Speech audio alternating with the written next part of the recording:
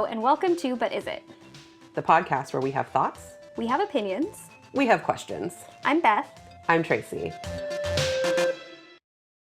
Hi. Hi. How's it going? Good. Good. What have you been up to? Nothing. Well, everything. Yeah. And so nothing. Right? So isn't it funny how it feels that way? Like when things are just like all overwhelming, it just feels like you're not doing anything. Yes. Yeah. Like my house is in disarray. I am like behind on like all my shows and all the movies, and I am just like moving day to day, like just trying to like keep up with essentials. Yeah. Speaking of movies, like I had to cram in 10 Things I Hate About You and then Moxie like in a couple days because I feel like I've been to the movies like 3 times in the last like 2 weeks. I went and saw Fly Me to the Moon not this past week, but the week before. I don't even think I've heard of that movie. It's really cute. It's about the moon landing and about how, like, a tale about how the government had, like, a project called Artemis Red, and they were going to, like, do a fake the moon landing.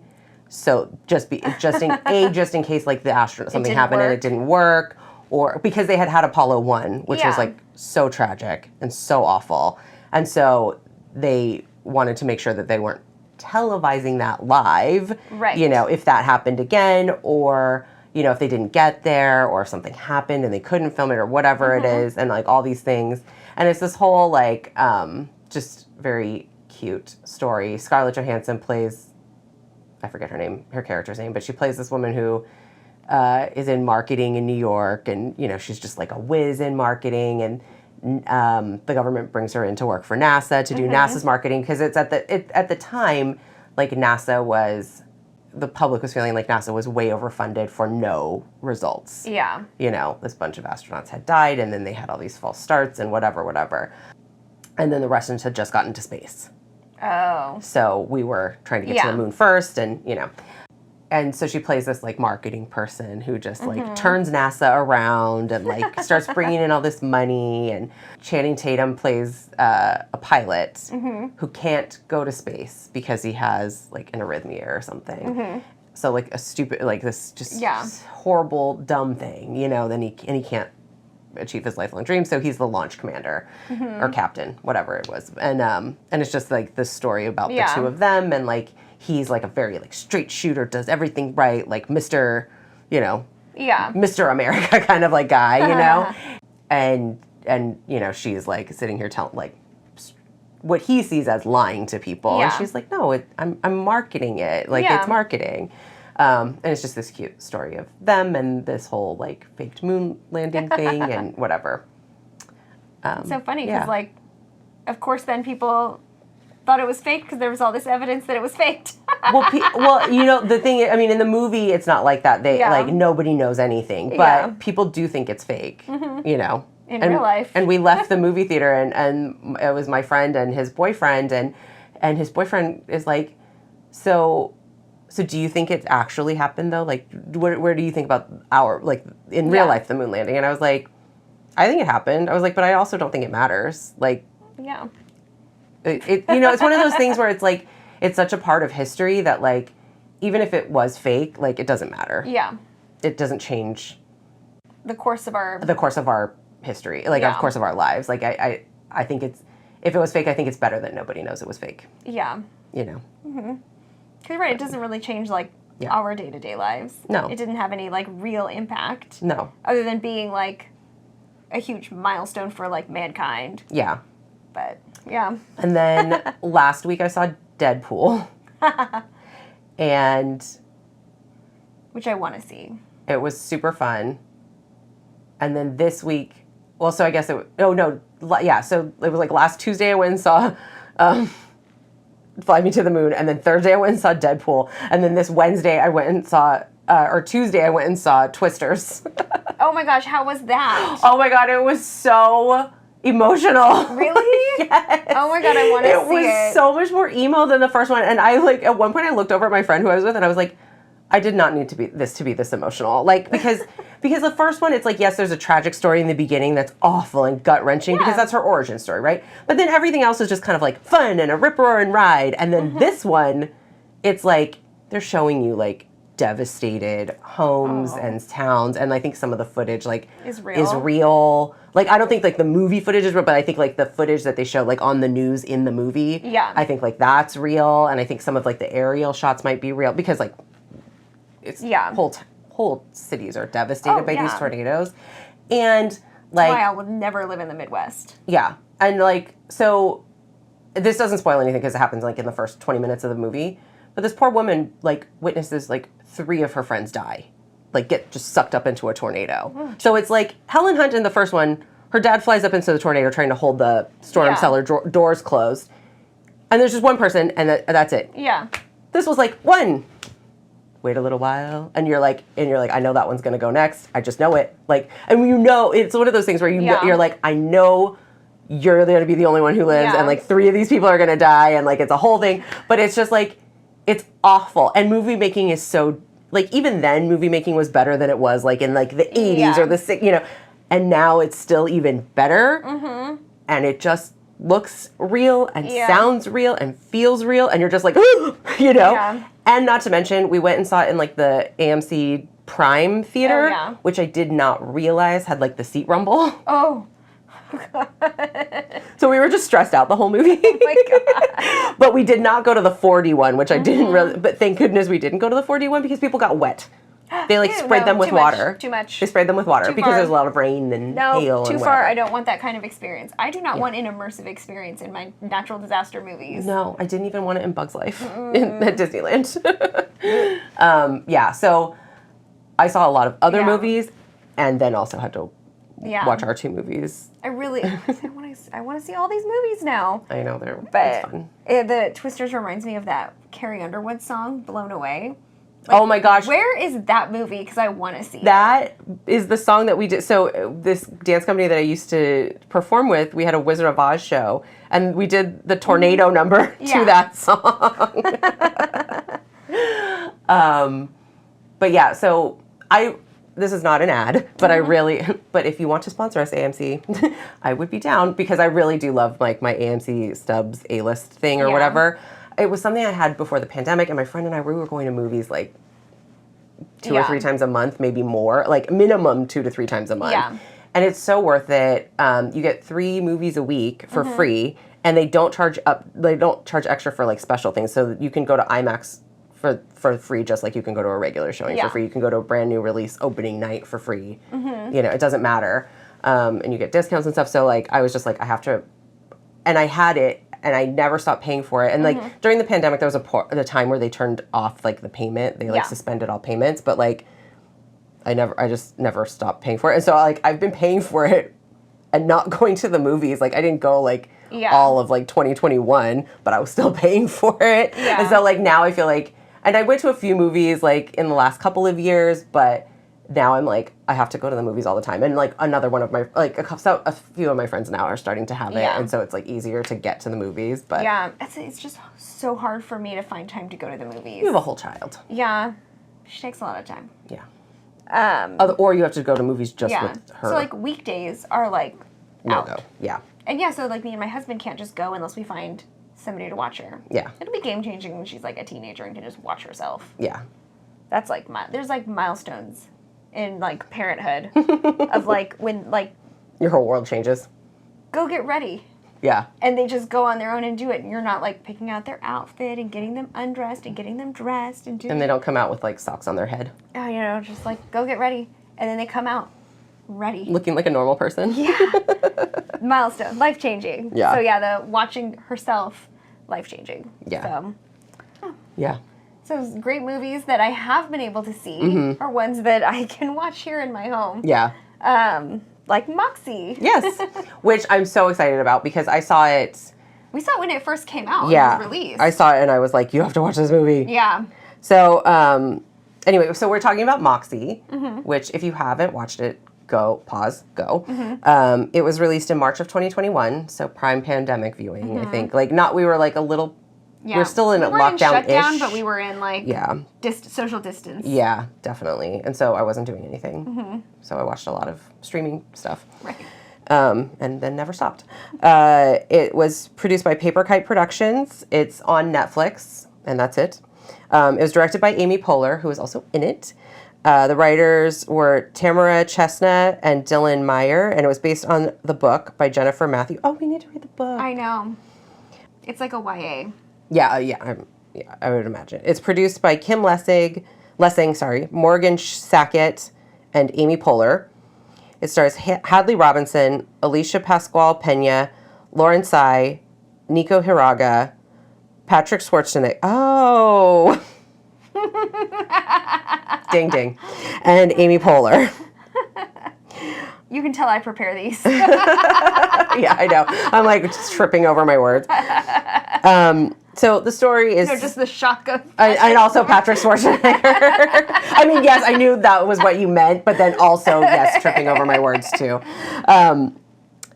It's about 16-year-old Vivian is starting her junior year in high school, but feels stuck on finding what she's truly passionate about. She's filling out her college applications, and the question is funny because it's like she's a junior. Yeah.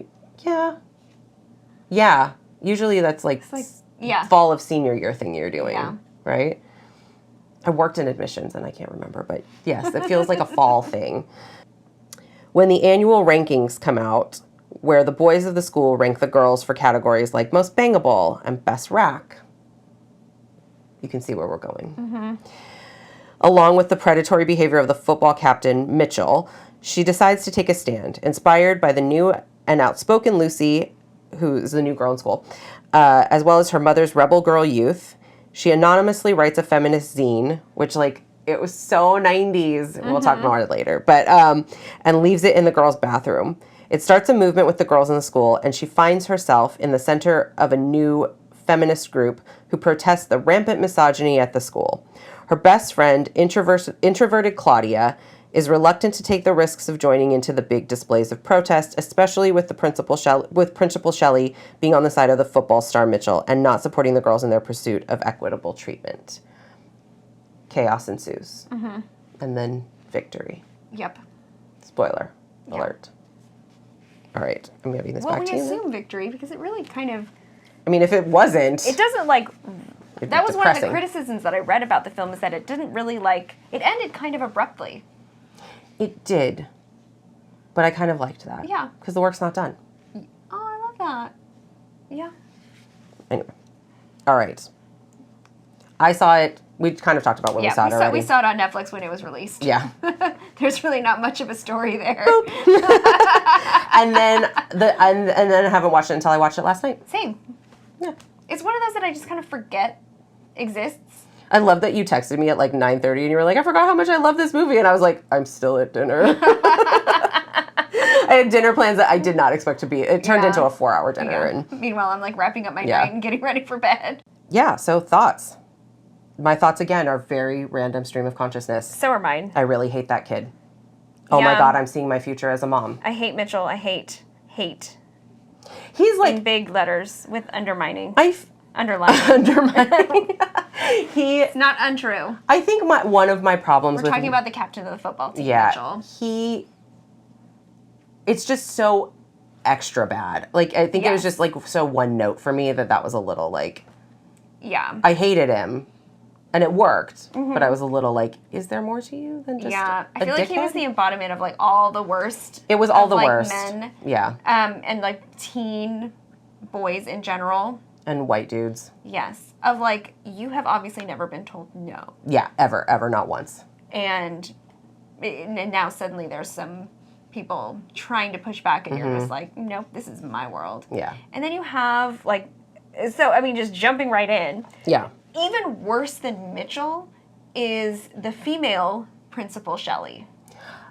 So Mitchell, just if you haven't seen it yet, Mitchell is just that, like, smirking, smug bastard of a dude who, like, we all know them, you know, and we've all had, like, instances with them. And he picks on Lucy, this new girl who is, like, I think Afro-Caribbean, kind of, like, she's black, but I don't know if she's, like, Well, and I think she's also Latina. I think she's black and Latina, so I think that's like the whole, like, yeah. Well, so not Afro-Caribbean, that's not what I mean. It was Lucy Hernandez. Yeah, that's not what I mean, not Afro-Caribbean, but Afro-Latina. You know what I mean? Yeah. Like, that's what I mean. And I don't know if that's the right term anymore, so, like, please put me on blast if that's wrong. But she's black, she's Latina, she has braids, like, she's not really like anyone in school. Like, there are black girls in school, but we only see them really in their, like, sports uniforms, which is a t-shirt. Even though they're, like, the soccer team that wins every game and the football team loses every game, and the football team is, like, the most well-funded team on the Well, and that's, like, the whole thing is, like, the whole, is all of this, the football team is terrible, very bring it on. Like, they're like, I think in one of the games that it shows they're, like, it's, like, 21-4. And then the announcer's like, close game! So it's, like, a running, like, kind of joke. Yeah. But then, so all the attention is going to them. They do a fundraiser to raise money for new uniforms for the football team. And then, meanwhile, the girls' soccer team is, like, winning all of their games. And they just have, like, these, like, old rundown uniforms. Yeah. And, like, all of the attention, and the principal herself, like, gives so much support to the football team and really supports them. But, like, doesn't really pay much attention to, like, the other female athletes. At all. At the school. Yeah. And so that brings us to Principal Shelley, though. Yes. Sorry, I wanted to lay the groundwork for, like, who Lucy is, and who Mitchell is, and why they are these, like, just antagonists of each other. And he initially tries to, like, hit on her. Yeah. And then she turns it down. And he acts like he's, like, God's gift hitting on her, though. It wasn't like, oh, you're really, like, you know, it wasn't, like, flirty. It was like, I'm paying attention to you and you should be grateful. It was predatory. Yeah, it was gross. And she stood up for herself, and she's, you know, which I think was new for him. We can talk about it more, but let's talk about the principal first, because then I'll say my thought. So, I mean, Principal Shelley, I wrote she's the perfect example of women who uphold the patriarchy because they are tricked to believe that they have power within it. Yeah. And it's like, I hate, like, and it's kind of, like, so over the top how much she turns a blind eye to the behavior. Like, so when Lucy comes to, like, say, like, I'm being harassed, oh, no, don't use that word because then I'll have to do all the paperwork. Yeah. Like, he's just, you know, he's bothering you. Yeah. And even... and his bothering, though, is she's getting a soda out of a vending machine. He takes it, he opens it, and he spits in it. Yep. And then this list, the rankings come out, and they've added a new category, which they never name, but it's assumed that they are calling her, like, the biggest C word. Well, they do say it's the C word. Okay, yeah. But, like, what? But they never say what the actual, I assume the full it's word. Biggest C word. Yeah. Anyways, and so she immediately gets up and takes the phone to the principal, and she's like, oh no, honey, I can't. I don't know social media. It's social media. I can't. I don't do that. And just because, like, if I don't see it, I don't have to deal with it, which means I don't have to deal with Mitchell. Yeah. And his behavior, and it's just like, she's like, oh, sticks and stones, and it's like, excuse you, like, what we've been told to do our whole lives. Yeah. You know, it's like, oh, he's teasing you, he's hurting you, that means he likes you. Yeah. Well, even like Vivian, she approaches Lucy at one point and is like, I know he's so annoying, and it's like, and even Lucy's like, he's not annoying, he's predatory. I love when she says, annoying. What's the quote? I think I wrote it down. No, I didn't. It's like, he's worse than annoying. He's dangerous. He's dangerous. And it's like, annoying isn't just annoying, it's dangerous, or something like that. And I'm so mad that I can't remember it now, and I should have written it down. Me too.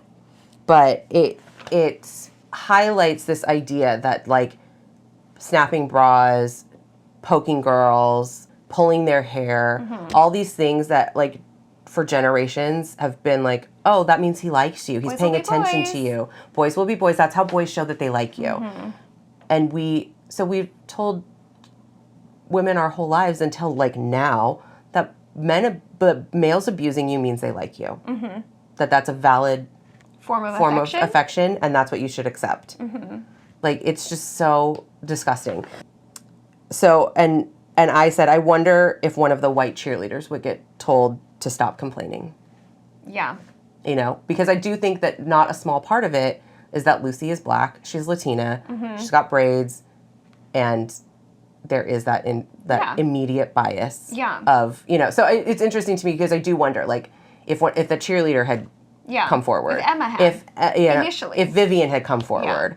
If any of the other girls had come forward, aside from the one with the boobs. Yeah. Well, and jumping right to the end, the only thing that finally gets the principal to take action in the end is when Emma, the head cheerleader, finally reveals she had written a letter to Moxie. So Moxie is the name of the zine that Vivian creates. But it becomes an anonymous But it becomes this anonymous person because she never tells that she's the one doing it. Everyone assumes that it's Lucy, and Lucy's like, I swear it's not me. So no one can figure out who it is, and it becomes this kind of witch hunt of like the principal being like, whoever this Moxie person is, like they are causing problems. This is not right. They're going to be expelled. They're going to be expelled. It's this whole thing, and so then Emma is the head cheerleader. Yeah, and you sense throughout the movie that something is amuck with her, but she never fully joins into the Moxie girls, whose initial movement is just like drawing hearts and stars on their hands to show support of Moxie, right? Yeah. And so she never does that. She never like wears the so there's another whole thing with the dress code, but she never joins in that protest. Like she never joins in any of the protests. But she's always on the outskirts of it, like she wants to say something. And then at the very end of it, there's a letter in the bathroom where Vivian's been putting the zine, and it's just to Moxie, and it tells the story of how Mitchell raped her. Yeah, I mean it doesn't name it doesn't, him and or it doesn't her. tell how the story. I was raped last year. Yeah, exactly. I don't know what to do, but I know you can help me. Yeah. And so she starts this whole protest and for everybody to walk out. And so Emma finally, so bullied by everybody supporting the cause and supporting her. So that was the walkout, though. The premise of the walkout was Moxie, like the Moxie Instagram then posted, we got this letter. Yeah. At the attendance bell. If you walk out, and we encourage everyone who wants to walk out in support of whoever wrote the letter, because it was all anonymous. And the principal releases a policy that anybody who walks out will be expelled. Yeah. But they all do it anyway. They all do it anyway. And I was like, you can't. I'm like, I know. You can't, I was like, my husband can't expel all of us. Is there a sound coming from out here, and like a sniffle? And I was like, it's me, I'm crying. I'm crying. But and so. Feeling that so everyone who has walked out is there to support her. And they all start kind of getting up and like, Vivian finally reveals herself to be Moxie, and then other girls start coming up and like revealing like things about them, and that's what kind of gives Emma the kind of courage and confidence to come up and state that it was her. And the principal is like out in her office looking out and listening, so that is what finally gets her to do something, and you just see her going into the classroom and saying like, Mitchell, come with me. I feel like Mitchell's the embodiment of rape culture. Yes. Like a physical embodiment of rape culture. 100%.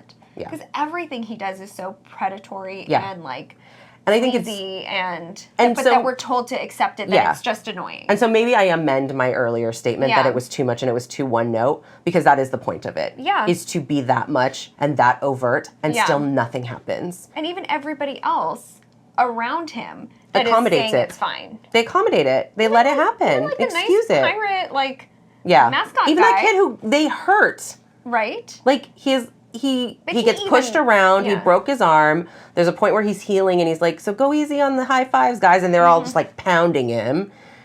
But even he helps support Mitchell and lets him onto the show to say his piece. And I do want to talk about that, but I want to talk about that later. Yes. Yeah. But I mean, to your point, like, yes, it is finally the white girl coming out and actually naming him as a rapist. Yeah. That finally gets her to do something. So that to me is like, if it had been her in the beginning, or even if it had been Vivian saying like, "Hey, I'm getting harassed," or "I'm getting harassed," or "I witnessed this," I don't know, but like if it was happening to Vivian, it would have been a totally different situation. So I do think that is one thing that I think this movie does really well, is deal with intersections of I don't think it is fully intersectional, but I think it is very intersectional, right? Because there is ableism that we see. Yep. There's one of the students is in a wheelchair, and she very loudly makes comments of like, "Great, put me in the back. That feels right." Or, there's in the very beginning when they're trying to all go into school, and she's like rolling up the ramp or whatever, and it's just a group of girls like just sitting there, and guys too, I think, but just sitting there all talking. And she's like, yeah, sure. Don't move out of the way for me. Don't worry about me just sitting here. Yeah. Can't go anywhere because you're all in the way. Can't go around you. And they all finally start to move. She's like, yeah, thanks. You know. Mm-hmm. So it's really, I like that these issues are starting to be addressed. You know, I think we could have had more story from her, but I love that she was included at all. Yes. Right? Even one of the girls that's involved is trans. Yeah. Yes. I was gonna say there's a trans girl. CJ. Yeah, her name is CJ. Mm-hmm. And we start talking about these issues of race, and something that I really thought was done really well. And at first, I was mad that the Asian girl was the one that wasn't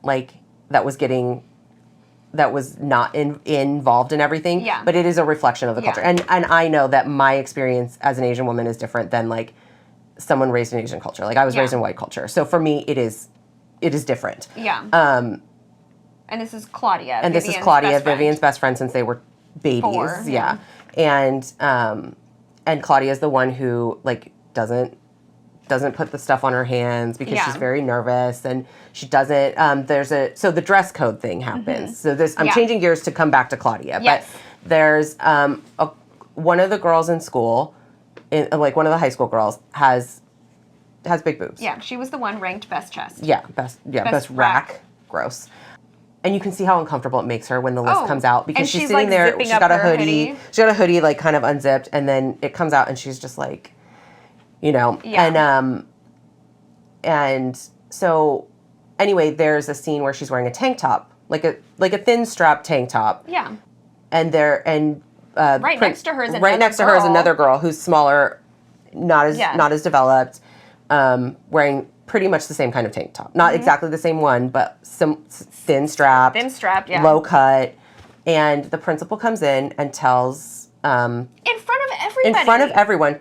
What's just her name? Oh gosh. It's like Christy or Caitlin or something like tells that. Tells her to put on, do you have a sweater you can put on over it? Do you have any, can you cover up? And she's like, I don't have anything else. And then she's like, okay, come with me. So she pulls her out of class. And sends her home. Affecting her learning. Mm-hmm. To take her out of the classroom, and then she gets sent home. Yeah. For the rest of the day. Out of school the rest of the day. And so Moxie, in the second zine, tells everyone, on this day, come to school wearing a tank top. Yeah.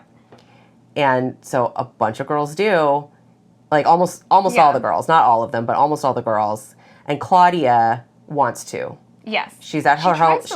She's at home alone. You see the tank top on her bed. Yeah. Because the whole thing was she and Vivian were talking about it at school, and she was like, "Are you going to do the tank top thing?" And Vivian's like, "Yeah, are you?" And she's like, "You know how my mom feels about tank tops and blah blah blah." And she was like, "Okay, well whatever." Because this is the point where there starts to be real friction between the two of them because Vivian feels like she's not doing anything, and Claudia's like, "I can't." Yeah. And so Claudia does try to go to school in the tank top, and her mom catches her. Mm-hmm. And tells her to go upstairs and put something else on. Girl, put a sweatshirt on over it before you leave the house. I literally was like, just put a cardigan on and take it off when you get to school. Come but they're kids. Yeah. And also it's really hard to break out of that cycle. Yes. So anyway, so she goes to school, and also it's a plot device. And so she goes to school, and she's like, and she's like, oh, you're doing the tank top thing today.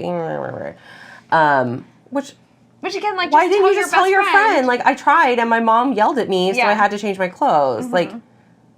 And she would have said, well, why didn't you just put something on over it and then take it off when you went to school? Oh yeah, that would have been really smart. I feel dumb now. And then everyone would have moved on and been fine. But my point in talking about Claudia so much is that later on, when everything really comes to a head and they get into a fight, is that Claudia's like, you don't know what it's like for me. You don't know how hard my mom had to work to get here. When she calls it out explicitly, you don't understand because you are white. Because you're white. But I really like that it's talking about the immigrant story, about how hard it is for immigrant families to get here in the first place. And then to constantly have that threat until you are secure here. Yeah. Because even if you do everything right, air quotes, legally, you always live under the threat of not being able to stay here. Right? So I think especially in Asian culture, the idea is that you keep your head down, you shut up, you don't make trouble, you just do good, you excel, you be better than everyone else so that they can't kick you out, you know? And Claudia talks about that, and she's like, you have no idea what my mom did to get here. You have no idea how hard it was. You have no idea how hard she worked. You have no idea what it's, and I owe it to her to be good, to be well-behaved, to be smart, to get into a good college on a full scholarship. Like, I owe it to her. Yeah. And that is also very, like, Asian filial piety, like, kind of thing. But I loved that. And, like, one of the things I said, I was like, the immigrant story and perspective is key in this movie. And it's a variable that we need to consider in reality, and especially as it comes to, like, revolutionary work. Yes. Right? Because we all are going to come at things differently. We all have different, like, cultural norms and cultural trauma, like, and generational trauma and, like, whatever. And not to say that no other ethnic group or race has not had a similar experience or has not had a different immigration story. Like, this is not all immigrants. This is not all Asians. This is not all Asian immigrants. This is not only that, right? But it's the idea that Lucy, who may have been born here, whose parents may have been born here, Kiara, the captain of the soccer team, whose family may be, you know, may have all been born here pre the, you know, the second original sin of our country of slavery, right? But, like, people who may have been here for generations in their family, it's a totally different thing. And activism is totally different. And, like, so I really liked that it even down to that nuance, it was there. Well, it wasn't just, like, some generic, vague, she's the Asian one. Yeah.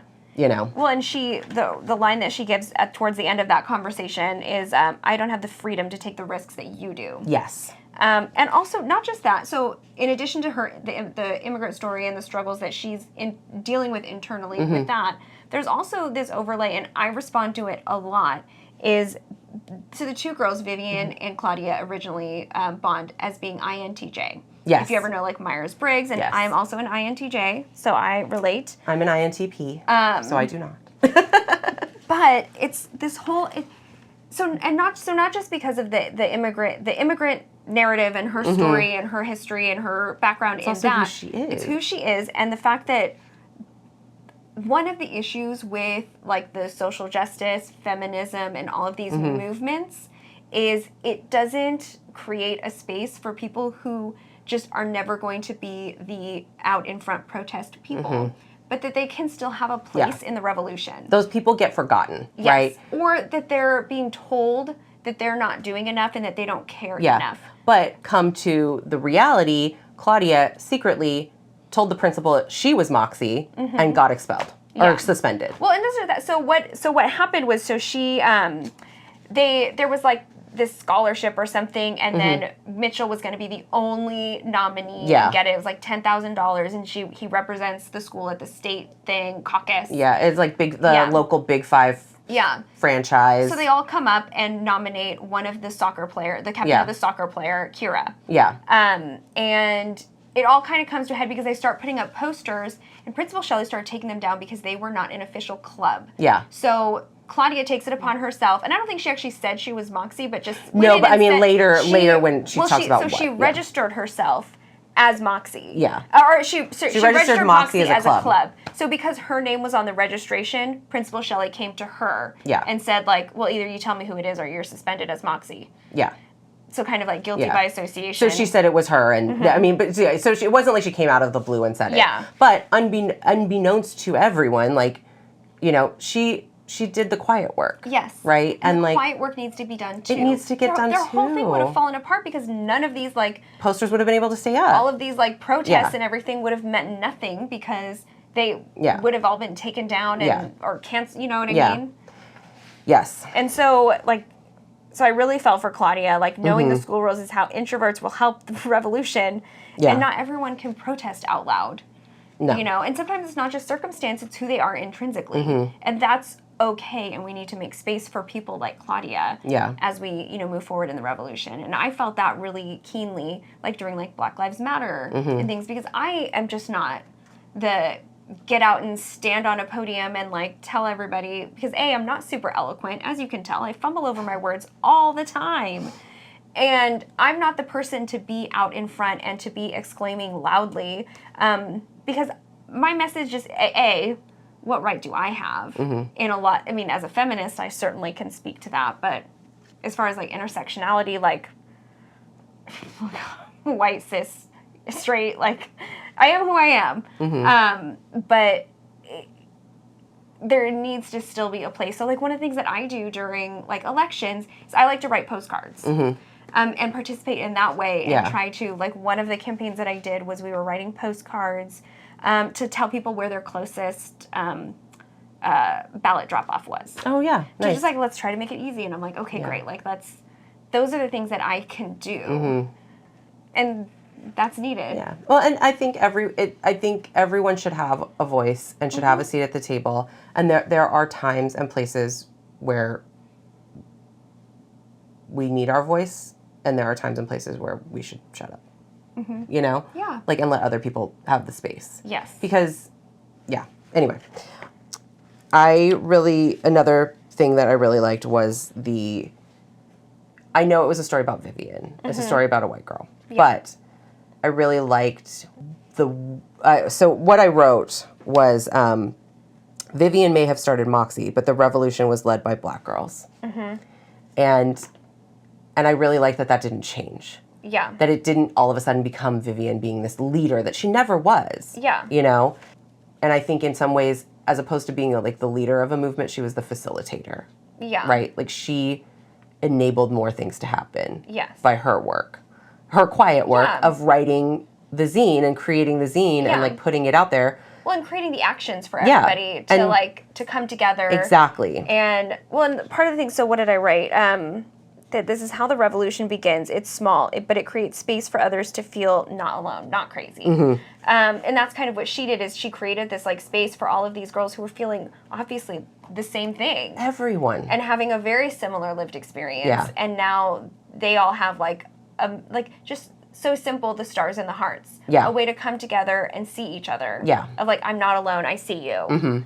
And I love the Seth when he... Oh, I love Seth. He's so great. I know. He's like this, he used to be called Seth the Shrimp, and I guess over summer he just, like, grew like a foot. He grew like and got all muscular. But he's like this, he's a total foil of Mitchell. Yeah. Of, like, he's super sensitive, he's super supportive of, like, the feminist revolution. He has 3 sisters. Yeah. Like, it's just and so his experience, from the first day, he puts the hearts in his stars on his, he offers to put some of the zines in the boys' bathroom of, like, maybe they'll learn something. Yeah. Because he accidentally finds out. Yeah. He was at the school when she was bumped into her, and she dropped all the magazines. And then they fell in love. So cute. But yes, like, and I did, so one of the criticisms I did, so I don't have any articles or anything to share. I just went on Reddit and I just wanted to get a sense of, like, how other people felt about the movie. Which is always dangerous, going on Reddit. And I feel like on Reddit, people, like, it's like they're looking for something to criticize. Yeah.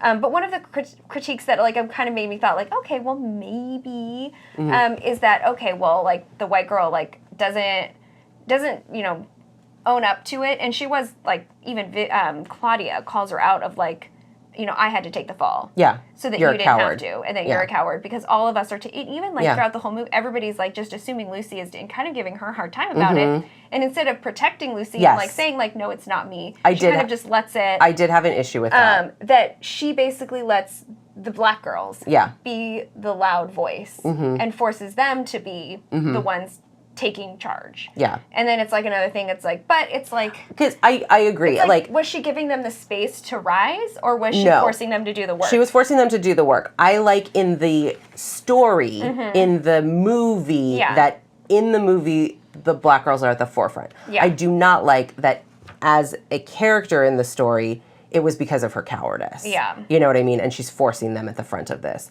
So it's the two things, right? It's like how we talked about, like, we love the something, but in the, you know what I mean? So yeah, I love, like, for what it does for us as, like, the viewer. Like, I like the story that it's telling, but I don't like the actions that were happening for her. Yeah, and I agree. It's not because she was giving them the space. And I didn't mean to imply that, if that's... But, like, in some ways she was just, like... Yeah. She didn't need the recognition. Yeah. I don't think it was a conscious... I think it was a good result of an unconscious effort or act. You know what I mean? Because in her mind, she was just too scared. Right. But what came of it, I liked what came of it, I guess is what I'm saying. I don't like why necessarily her actions were the way they kind of got the recognition among the other girls. Yeah. Of, like, the this revolution. Is you. Yeah. Which is, like, great. I thought, yeah. And she didn't try to steal anything from them either. Exactly. And I liked that. Yeah. And really, they kind of took hold of it. Like I said, she started it. It Mm-hmm. was like a spark. Yeah. But, like, even Lucy says, like, well, I started the Instagram. Yeah. And you know what I really liked, too? When Emma got up and started telling her story at the end, and and Vivian was standing there with her at first, and then she just steps down. Yeah. And I liked that. And I think that was a conscious, like, storyteller choice, maybe not a conscious Vivian character choice. Well, and it could have been a director choice. Yeah, exactly. That's what I'm saying. Like, the storyteller's choice. Yeah. Like, I think it was like a artistic choice, not an acting, not a character's choice. Yeah. It might have been an actor. Anyway, I'm getting like it's very meta, but yeah. But like I think it's like the production choice versus the character choice. It was an intentional part of the story. Action that she did that because it's like it's not her place to be up there. She doesn't need to be up there sharing the spotlight. Like, oh, this is your story. You tell it. And I think that. Well, even then that Lucy called up from down below, called up and was like, we're here and we're listening and we believe you. Yeah. I love that. Like, we believe you. Yeah. Yeah. And that's when I was sobbing. I know. I was just the whole time.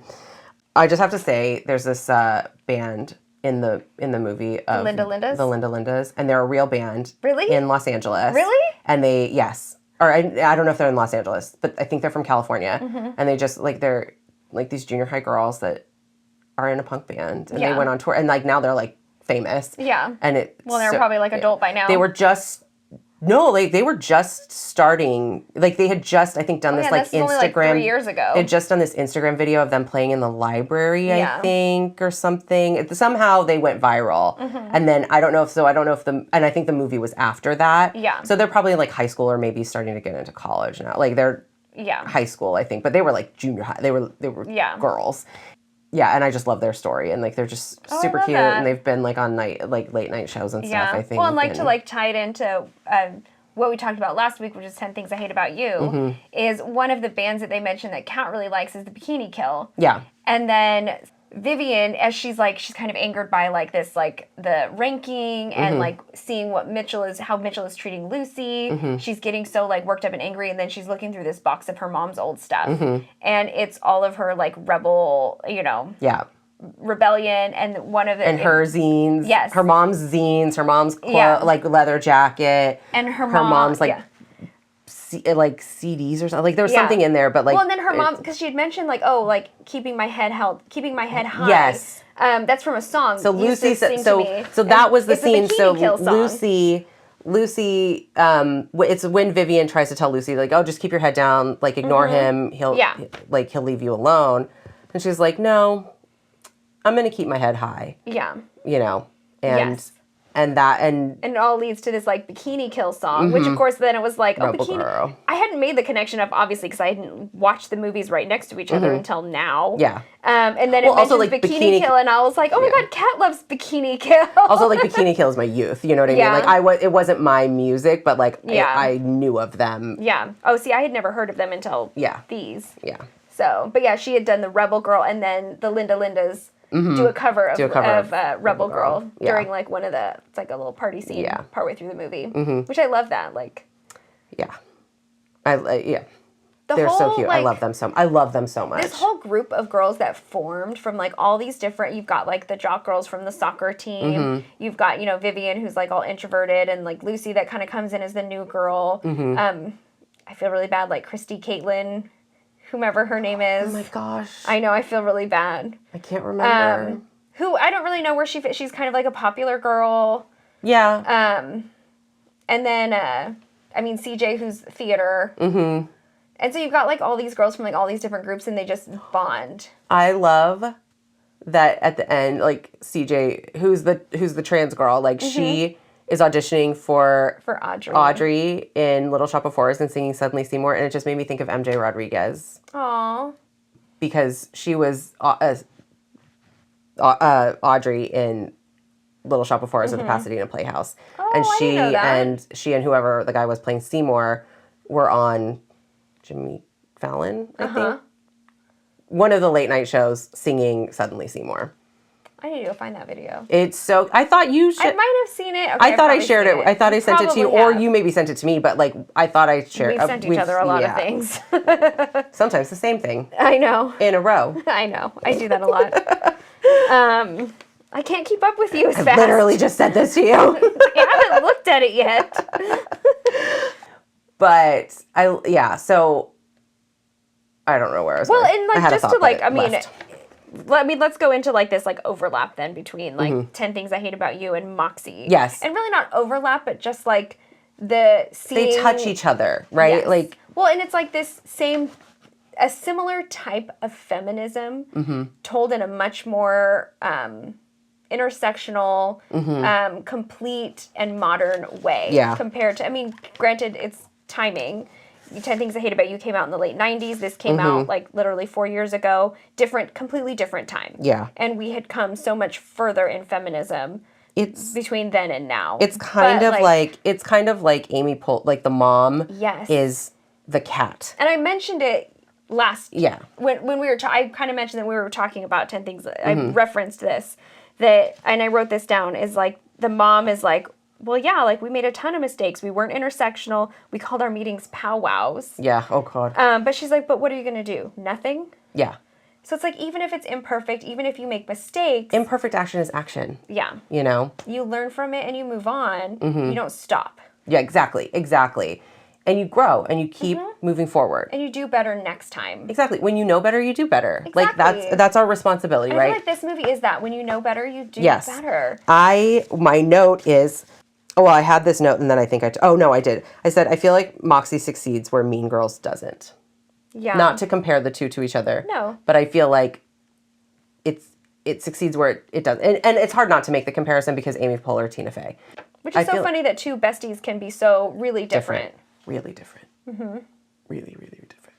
But yeah, so that was where that's kind of how I see them. You know, these stories of revolution and these girls, like, you know, whatever. But Mean Girls, we've talked about it. Yeah. But and then go back, listen if you want to know. Yeah.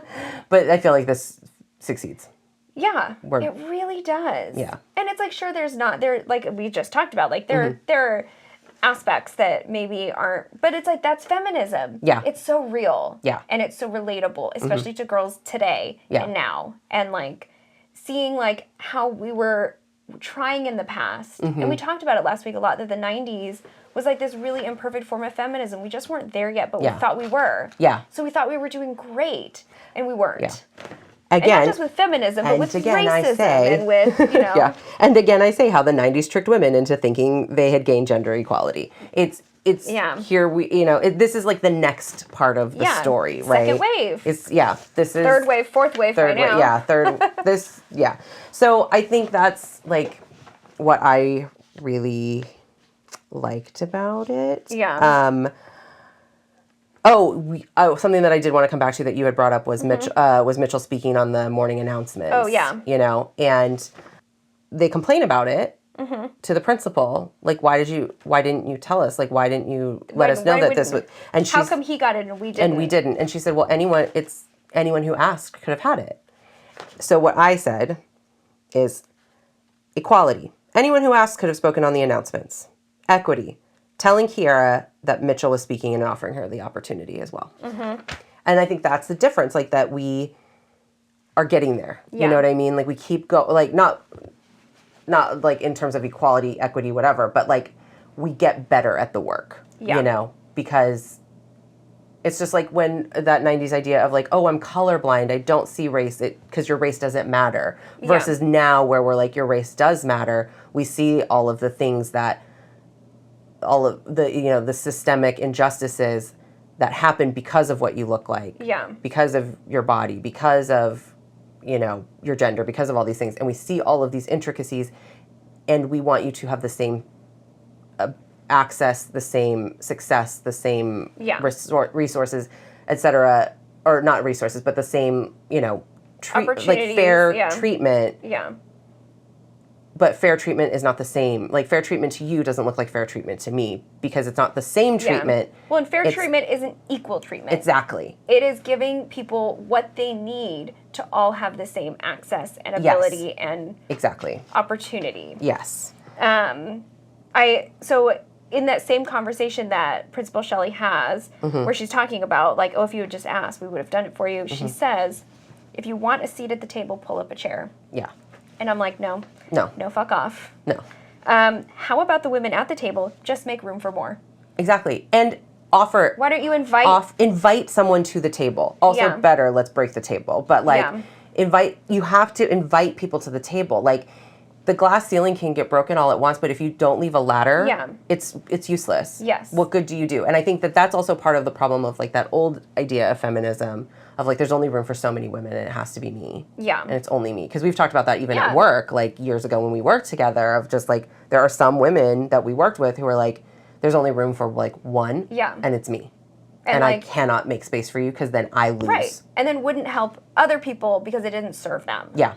Of like, well, I'm only, I'm going to pick and choose my battles because I want it to serve me. Yeah. And be beneficial to me. Yeah. And all like. I don't want to risk myself. Exactly. And it's hard. And the whole idea too, I mean, going back to this, is like, if you'd only asked, like, how would we have known to ask? Exactly. That was even an opportunity that we could have had. Yeah. It's just so, well, and that just is that principle in a nutshell. Yeah. Is time and time again, she shows that she will do everything to uphold these boys. She is all the white women who voted for Trump. Yes. Oh, she 100% would have voted for him. So I wrote down at one point, like, I forgot how angry this movie made me. Oh, God. Rage. Mm-hmm. A couple of little, like, weird movie things. Yeah. Okay, so there's scenes where Claudia is playing mahjong with, like, these older women. I love that scene. One of the woman in the center who has the lines, she's on an episode of West Wing. And in the scene in West Wing, basically, like, Zoe, the president's youngest daughter, is supposed to join the Daughters of the American Revolution because they are all from New Hampshire and they are, they're very, like, we've been here since the Revolutionary War, whatever. And so Zoe's supposed to join, and the First Lady, Abby, has done something that upset this woman, Marion Coatsworth Hay, and so they invite her to the White House to, like, try to encourage her to come and not protest, like, the event because she has, I guess, like, some voice, a platform of some sort. But the whole thing is amazing because Allison Janney is, like, incredible in the scene because I was listening to the West Wing Weekly podcast and they talk about how, and like Josh Malina, who's in the scene with her, talks about how, like, no, this was all acting, like none of this was like just her laughing, like it was all work, and she's so good, she makes it look real because she just, like, starts cracking, she snorts, she starts cracking up because this woman, Marion Coatsworth Hay had come in with her, like her assistant or whatever, Thomas. And so they're and I guess Thomas was the one that they had been talking to schedule the meeting or whatever. And so she's just like, oh, hi, Thomas, so nice to meet you. And she's like, you must be Marion. And she's like, yeah, blah, blah, blah. And then so they're all talking. And I don't know why. It kind of seems like maybe because they're all more talking to Thomas than they are to her. And for reference, like, she's this little old lady, with, like, she looks exactly the same in both movies. I mean, in both things. But, and she, in the West Wing, like, they're just talking, and all of a sudden she's just like, I'm Marion Coatsworth Hay. And CJ starts cracking up. And it's this whole thing. But that's all I could think when I was looking at her. And so I just was like, I just wrote down, like, I'm Marion Coatsworth Hay. So that's all I could think of when I saw her in those two scenes. Oh my God, that's funny. The other thing that I really loved is when they go to the party at What's-His-Face's house. Yeah. And the pirate guy. Yeah, and they walk in. The mascot for the mascot is the pirate, and this guy who also does the announcement, he's the mascot. Yeah, that's why I keep calling him the pirate guy. Yeah. And so they walk into the party, and there's, like, a mirrored cat, like, leopard sculpture or whatever. Yes. And they call it a disco cat. And they were like, oh, look, a disco cat. And I was like, I want a disco cat. Right? It did look really cool. Yeah. So this is where my favorite line comes in, is at the party. Okay. When so Claudia and Vivian are looking for just like a quiet place to hang out, and they're like, this is supposed to be fun, right? We're having fun. And Claudia's like, how do you know if you're having fun? You know, it's just like all these things of like, oh, maybe. And they're like, well, what if we try this room? And they go out there and they're like, oh, and it's like everybody making out, and they're like, oh, they thought outside would be more low key. It's like, this is too low key. This is too low key. Yeah, so there's all these like things that they're like trying to do, and then they find this like secret room where all the Moxie girls are. Yes. Well, like they come and find them and bring them. Oh yeah, like, that's right. Girls, They're like, oh, you're here. Come on. Yeah. And they bring them into this room, but it's like this like hunting it's like man cave, whatever. And someone says, I think it's a man cave, because someone's like, where are we? And then someone else says, I think it's a man cave. And then CJ says, which is so funny because that's Allison Janney's character's name on West Wing, CJ. But anyway, so CJ says, yeah, I feel harassed just by being here. That was literally the second quote that I wrote down. I even put little stars and hearts next to it. Oh my God, that's so funny. I feel harassed just by being here. Oh my God, I loved that quote. That's probably so like my favorite. I mean, there's multiple favorites. Yes. But yes. I think I've said all my quotes. Yeah. It was such a good movie. Yeah. It's so empowering. Mm-hmm. And it's like that the little thing, it really made me like wish that I had got it more when I was in school. Like it's like 10 Things I Hate About You. Like it's like a high school experience. It's like 10 Things I Hate About You was a high school experience that I thought I could have and obviously did not. And then Moxie is like the high school experience I wish I had had. Yeah. And granted, I had an amazing high school experience. So like, I mean, I just went to my 20-year reunion and had like a freaking blast. Because I loved it and I loved the people and not all of them, but I loved the ones that I saw. But yeah, it was so good. And like the whole like this group of girls that just like hodgepodge themselves together into this like tight-knit group, and like we talked about it, we haven't even gotten into Seth and like how perfect he was. Oh my gosh, he's such a great accomplice. The best. You know. And I love that he calls her out on her on her shit too, when he's like you, because she goes off like the deep end when she's so upset. Oh my God, I kind of want to talk about that. Keep going. When she's so upset that Kiara didn't win the scholarship, when she's so upset that that like Claudia's mad at her, and there's like all these things that she's just ragey about. Yeah. And she goes off half-cocked and she makes these stickers that say, You're an asshole. And she hands them out at school, and they start sticking them on like the lockers of the boys who are assholes, including Mitchell and whatever. And then they put them on the principal's car. And then, they put them on the principal's car. And I love when she's like, comes in, it's like they put the stickers all over your car. The asshole stickers. But the thing that's annoying and a perfect embodiment of Mitchell is that he starts peeling them off his locker and putting them on himself. Yeah. And he's like, I'm the number one asshole, I win. Yeah. And she's just so mad. Angry. She's like taking them off. She's like, no, you can't do this. And she takes them off and puts them, back on. And so it's just like, like, you can't take ownership of these. These are ours. Yeah. And she's just ragey. She gets in a fight with Seth. She's mean to her mom's boyfriend, who is Coulson. I know. Who you cannot be mean to ever. With his little leaks. So cute. Thinking they're chives. So sweet. Well, then, like, I like what Seth said. After all that, she's like, are you mad at me? And he's like, yeah, why would I be mad at you? You only, like, were, like, an asshole super to me. mean and ditched me at dinner with your mom and her boyfriend, who's perfectly nice, who you were also a dick to. Yeah. But when he just, like, stands up to for himself, and he's like, I'm not going to be your punching bag. Yeah. And he's like, I've been nothing but supportive of you. And I don't deserve this. I'm not going to be your punching bag. I don't deserve that. He's like, maybe you're just not who I thought you were. Yeah. He doesn't call her names. He doesn't, like, belittle her. He's just like, this is what I thought we were doing. Yeah. But clearly that's not what you're doing. Yeah. But I like that he calls out that she all of a sudden was doing, like, something reckless. Yes. And I think that also has to do with like the conversation that we were having of like, it's not a conscious choice to like let the black girls rise. It was just like her cowardice or whatever. And because she's now making these reckless choices and people still think it's Lucy. Yeah. She's putting Lucy in grave danger. Oh yeah. You know what I mean? Yes. If it hadn't gone the way it did, like she could have caused serious damage. Yeah. Well, and just like, so going back to what Claudia like told her is like, look, like I don't have the freedom to take risks that you do. Yeah. And then of course now she goes off the deep end. She's not taking risks for the better of people. She's just being completely unhinged. Yeah. But then she gets kind of mad at her. Her mom comes in to talk to her after, like, she's yelling at everybody at dinner. Yeah. Her mom comes in and is like, what is happening? And she just goes off and is like, I'm under so much pressure and I'm all alone. And I'm just like, I was like, you're not. But the whole time she's yelling about this and I'm like, hey, you're not under a lot of pressure. Like, nobody even knows it's you. Nobody has any expectations of you. And B, you are not alone. Literally, we have seen you, like, collect this whole group of women and girls who are, like, with you and supporting you and are doing all of the action with you and for you and because of you and like all of these things. And it's like to then act like you're so alone and misunderstood was like, that was like the one moment where I'm like, I'm not with you, Vivian. Like, no. You know what I thought that was a really great example of? Way to center yourself, little white girl. Yes, exactly. Yeah. Exactly.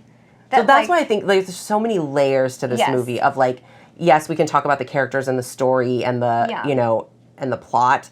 And then we can take it like out a little bit further and talk about like the storytelling and what are they trying to do and what are they trying to get across. And I think that's where like all the real nuance and layers are of like, she doesn't realize what she's doing. She's not, you know, it's not throwing it in your face that she's like trying to center whiteness and center herself and whatever. But it's easy to see how it happens and we don't realize we're doing it. Yeah. You know? Especially because like from, like I say from our perspective of like as a white woman, it's like all we want to do is help. And all we want to do is be part of this revolution. But we kind of lose sight of the fact that like we are not as impacted. And it's why we can take risks that, you know, women of color can't. Or that LGBTQ women can't. It's why we need men to take risks for us. It's why we need, you know, it's like why like now with like Kamala Harris running and stuff, and there's a lot of black women like on the internet that are like, black men, you better stand up. Yeah. Because we've been carrying this forever. And you have less risk than us. Yeah. Just like white women have less risk than any black person. You know what I mean? White men have less risk than anyone. Yeah. You know, it is not oppression Olympics. It's not a hierarchy. But there are different layers to everything. There are different nuances to how we are. Yeah.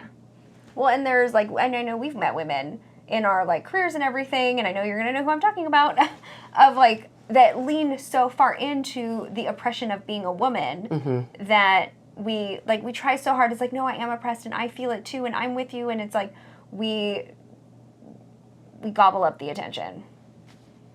Yeah. Because we want so badly to be, and why. Like, but I think it is the idea. And it comes from a good place of wanting to help, but I think that white-centeredness and white women centering themselves in things as like part of it is, but the center part of it comes from society, right? Because in society, white's the default, you know, and cis is the default, straight is the default.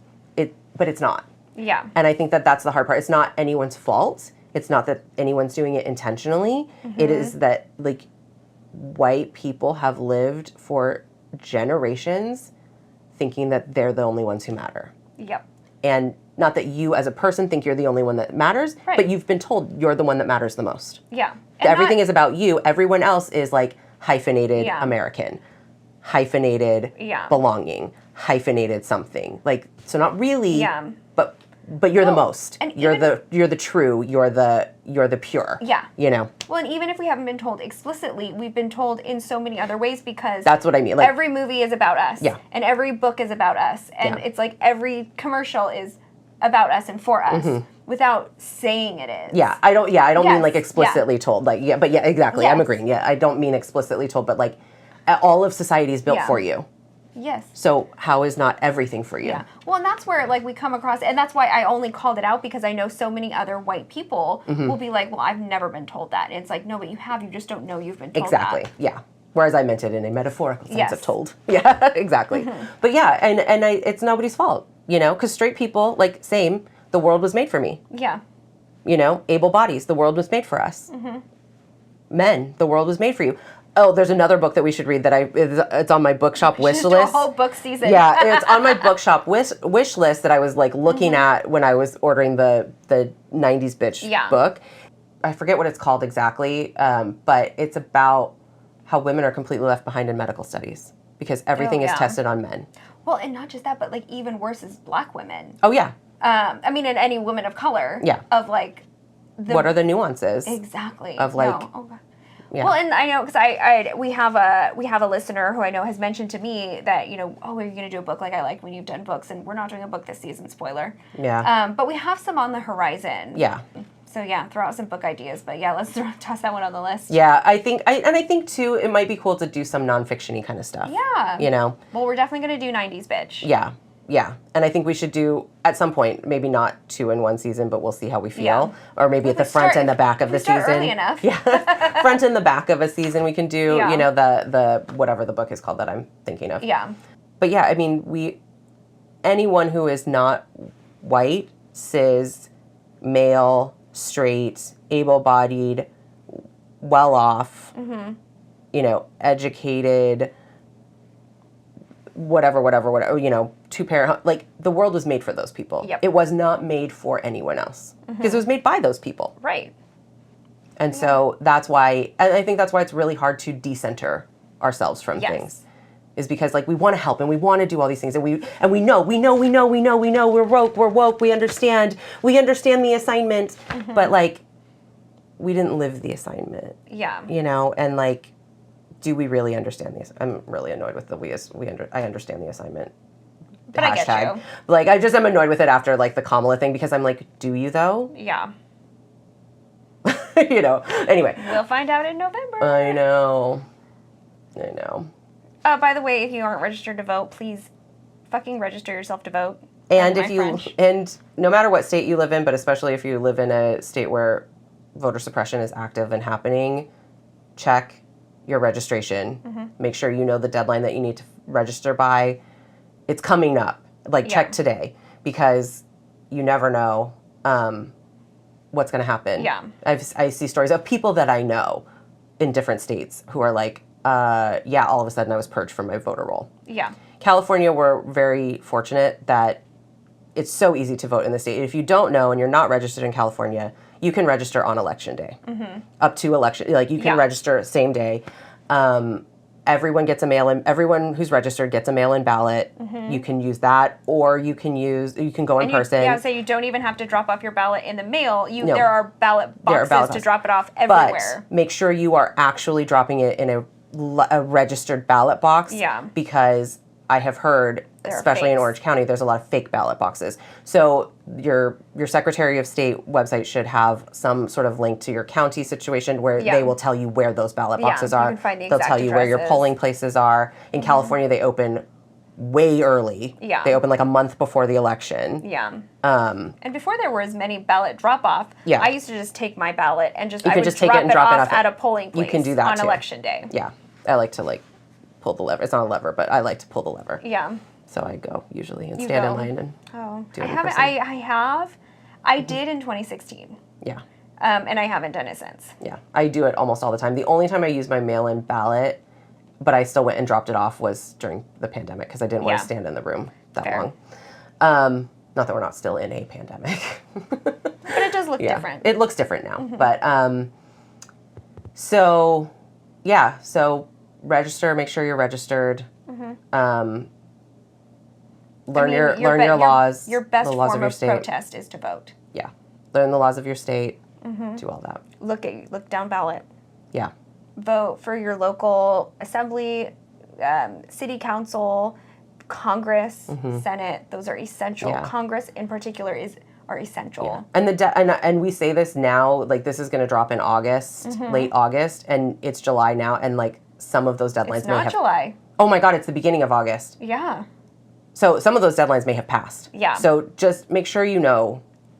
Make sure you know what you can do. Final thoughts on Moxie? I love it. Yeah. It's empowering. It's a movie that'll definitely show my daughter.